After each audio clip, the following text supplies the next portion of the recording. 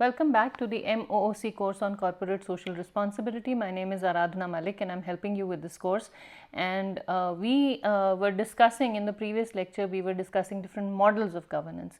Now, and I had asked you to find out which of these models were suited or was being adopted by your organization or other organizations in your area, different industries, different contexts, different cultures. Now, in this class, we are going to talk about how corporate governance is implemented.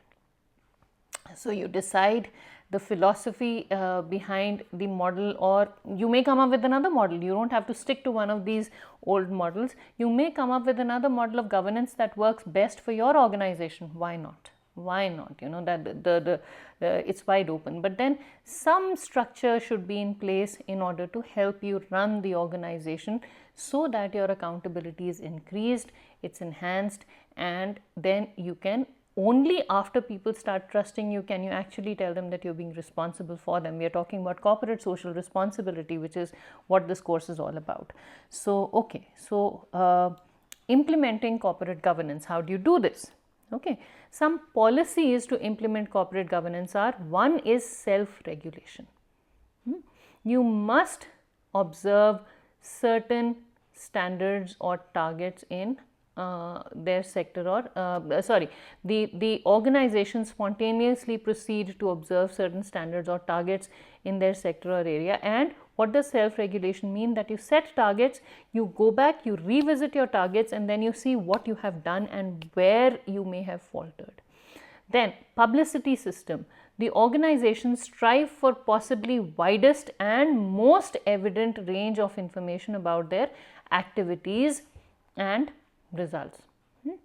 So, you need to have, you let people know about your activities and their results, and that in turn helps you enhance accountability. Best practices. So, best practices, you have benchmarks against which you monitor your own performance. You have your own best practices, or you emulate other best practices from other organizations that you find to be useful for your organization. Then normative recommendations. You have to have certain norms, certain standards, legislation, decisions, regulation. So, you need to follow the law. You need to see how your work falls in line with, or is connected, or is in line with the legal requirements for the kind of work you do. The decisions need to have a basis. They can't be randomly, you can't make decisions with the statement, I think I will do this. No, that is not proper governance. You can't start your decision making process with, I think this should be done. There has to be a valid reason, and that reason must be documented if you want good corporate governance. Why? Because the next time a similar situation arises, you have something to fall back on. People will remember that you took certain decisions. The basis for decision making must be documented at every stage if you want your organization to be effective, and if you want to enhance accountability of your organization to its stakeholders. All right. So, that must be there. So, you must be able to defend every decision. So, the documentation must be there, and decisions must be based on sound logic. Regulations. The rules and regulations must be put in place. The rules for decision making must be put in place, and those must be codified. Peer groups. By means of mutual contacts about this theme, the organizations can learn from each other. So, you have people who are observing you, and you communicate with each other, and you learn from each other. So, these are some of the policies that govern corporate governance. Okay. What happens is, corporate governance is influenced by market incentives, best practices, benchmarking, and recommendations from the market. You find out what is being done, you find out how it's being done, you find out how decisions are being taken, and you let that in turn influence, or let that be a guiding principle for how you're going to run your business. And when you run your, and I'm not saying that you only copy others, but then find out how they are influencing your organization and adapt your organization to the environment. Maybe you can be the influencer for your environment. Then requirements of exchange, regulation, legislation, another thing, okay. Peer review and self-regulation. You must be willing to go back and say, this is what, you know, this is what we started with, this is where we are, this is the basis for our decisions. It can't be random.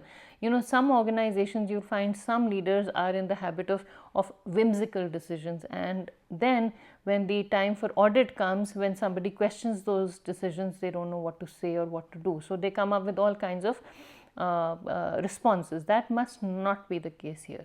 So there must be some self-regulation, there must be a logical basis for the decision making. Then ethical processes, deontological. There must be ethical processes. You must focus on ethical processes that lead to ethical decision making. You know, the end result should not be the only goal. The process, the actions taken towards that end result must also be taken into account, and ethical methods should be used to arrive at the decisions that you take. And all of this then influences how you govern your organization. Okay, how does corporate governance take place? In most general terms, the financiers and the manager sign a contract that specifies what the manager does with the funds and how returns are divided between him and the financiers. So the financial part is taken care of through a contract.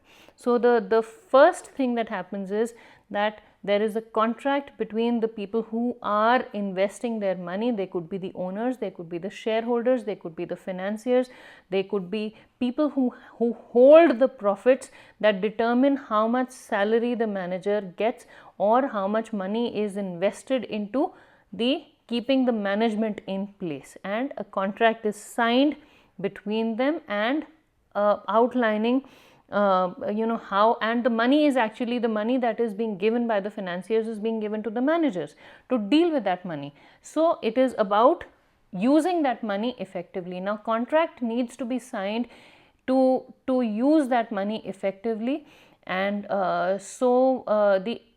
know, this is to ensure accountability of the people using the money that is being given to them by the people who have the money to run the organization.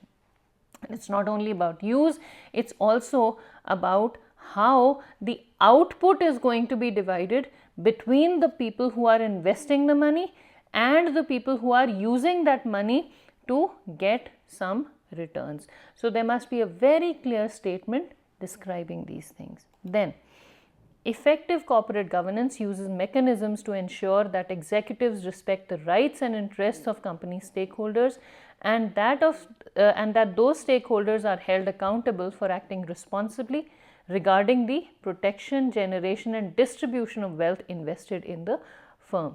So it uses mechanisms, it uses procedures to ensure that executives, that the people running the organization respect the rights and interests of the company stakeholders. We talked about the agency problem in the previous in one of the previous lectures.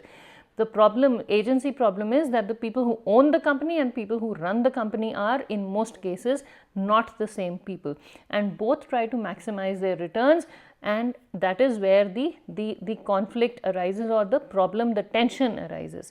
So in order to do this, a governance mechanism needs to be put in place to make sure that the people using the money that is given to them by the people who have the money for the organization respect the rights of the stakeholders, respect the interests of the stakeholders, and that those stakeholders are held accountable for acting responsibly regarding the protection, generation and distribution of wealth invested in the firm. They have hired people to do the work. So they also need to maintain a constant supply of money into the firm. So both responsibility lies both with the people who own the firm and the people who run the firm. People who own the firm are responsible for constant generation of wealth. to run the firm. People who are running the firm are accountable, are responsible to the people who own the firm in terms of using the money effectively. Wherever this responsibility breaks, a problem creeps up. Sorry, and that is all we have time for. This is a very small lecture, but I just wanted to get you started on how funds are managed, or on how governance is supposed to start taking place. Now, this is a very brief lecture, but this is an introduction, and in the next class we will talk about the board of directors. Now, I did not want to club the two. Initially I thought I would club the two, but if I had clubbed the two, the next lecture would have been very long. So the next lecture is exclusively devoted to the board of directors, their responsibilities, their duties, and what they can really do. So thank you very much for listening, and I hope you've enjoyed the class, and we'll talk more about corporate governance in the next class. Thank you.